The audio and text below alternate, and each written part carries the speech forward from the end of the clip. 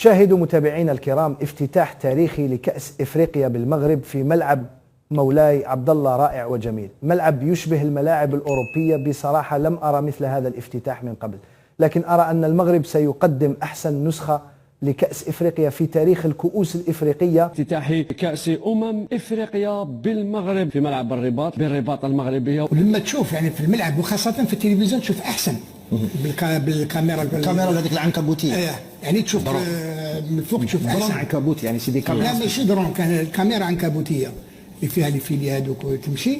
الحفل هذايا يعني كانوا صاهرين على كل كبيرة وصغيرة. حفل رائع خاصة لما تكون في الملعب رضوان. انا حبيت نروح نشوف يعني الجمهور كيفاش راح يتعامل مع هذه الاشياء هذه، ولما تسمع الصوت تاع الجمهور لما سمعنا احنا يرددوا تعجب رضوان.